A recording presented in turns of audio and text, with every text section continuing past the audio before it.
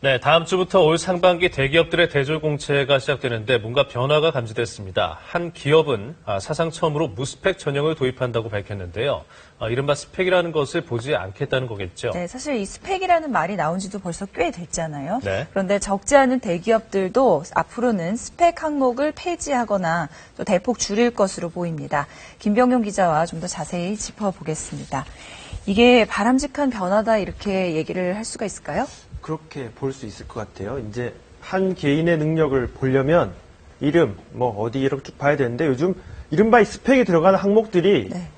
대학 어디 나왔는지 예. 특히나 밑에 있는 부분으로 내려가면 부모의 경제력에 약간 영향을 받아가지고 사실 기회를 못 가진 사람들이 많은데 그걸 다 채워도 될까 말까 이 정도까지 갔잖아요. 네.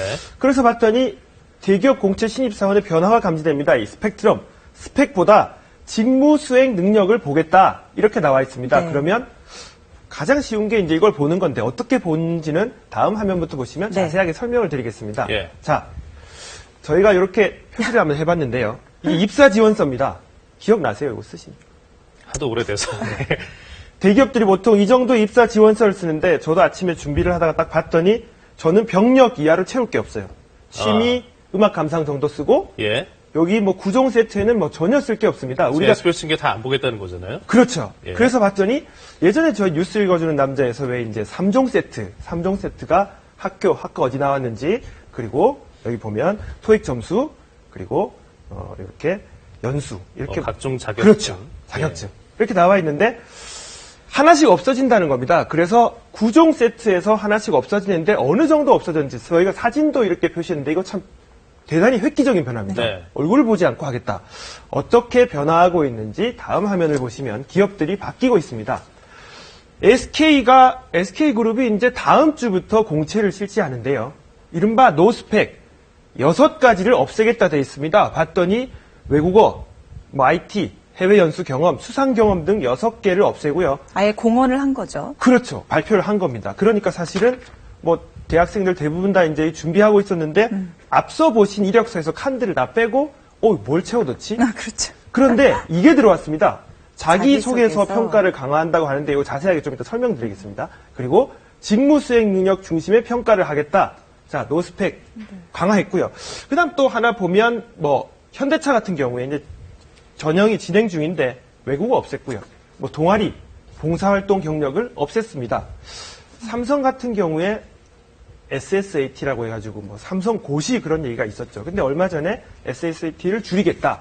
대신에 실무에서 이제 심층 면접을 하겠다. 네. 소규모 분임 토의를 통해서 네. 그런 걸 강화하겠다 돼 있었고요.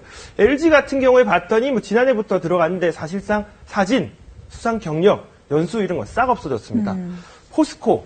포스코가 앞으로 공채를 앞두고 있는데 여기는 블라인드 테스트를 하겠다. 블라인드 테스트라고 하면 보통 이제 음대 같은 데 실기 연수할 때 블라인드를 가리고. 쳐놓고 연주면 소리만 듣고 이렇게 네. 하는 것이죠. 그거를 흐름은 대부분 다 그러니까 일치하네요, 대략. 비슷합니다. 비슷하게 뭘 하고 있네요. 넣고 뭘 덜 넣고 하는데 그럼 기업들이 각자 원하는 인재상이 따로 있을 텐데 어떻게 하는지 SK 같은 경우에 이런 게 있습니다. 봤더니 이 자기소개서가 있는데 내용이 재밌습니다. 내용을 보면 가장 어려웠던 경험을 서술해보고 당시의 감정을 써봐라. 예.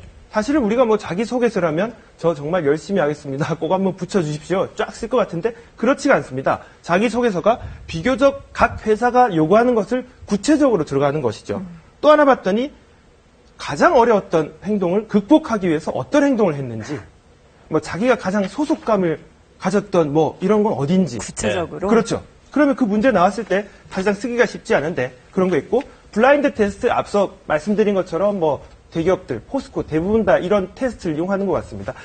심층 창의성 면접해서 삼성 같은 경우에 이제 심층 창의성 면접을 한다고 하는데 그룹 자체에서 여러 가지 계열사가 있잖아요. 네. 각 회사가 원하는 각 분야별로 다른 이런 걸 심층적으로 요구하는. 그러니까 차별화한 거를 요구하는 그렇죠. 거네요. 그리고 현대차 같은 경우에 사실 토익 없앴다고 했는데 면접 단계에서 실무 회화 능력을 보겠다. 근데 여기까지 얘기 들어보면 스펙 요소를 보지 않겠다고는 하지만 이게 입사가 쉬워진다는 의미는 아닌 것 같아요. 그렇죠. 예. 그래서 제가 봤더니 오히려 더 어려워진 것이 아니냐. 예전에는 스펙 하나 쫙 만들어 놓고 기업들 그렇죠. 나올 때마다 넣으면 되는데 각 회사가 요구하는 것들이 다양하게 있습니다. 일단 가이드라인이 없잖아요. 옛날에 가이드라인- 훨씬 더 이렇게 가이드라인은 없었습니다. 방대해졌고 막연해졌고. 지난주에 어떤 프로그램에서는 뭐 어떤 모기업에서 여자친구와 헤어졌을 때 어떻게 이런 사적인 질문을 하기도 하고요. 그래서 봤더니 역시 이런 얘기를 합니다. 자기소개서를 원하는 회사가 기준에 맞춰서 포트폴리오를 만든 뒤에 심층적으로 준비를 해야 된다. 자, 어쨌든 노스펙 바람이 부는 건 긍정적인 것 같고요. 네. 이렇게 변화의 바람에 대해서 이제 남은 몫은 또 준비하는 사람들이 대학생들이 어떻게 해나갈지 또 봐야 될 것 같습니다. 네. 네, 상반기 대기업 채용 기준이 좀 달라진다고 해서 김병윤 기자와 함께 짚어봤습니다. 네. 수고하셨습니다.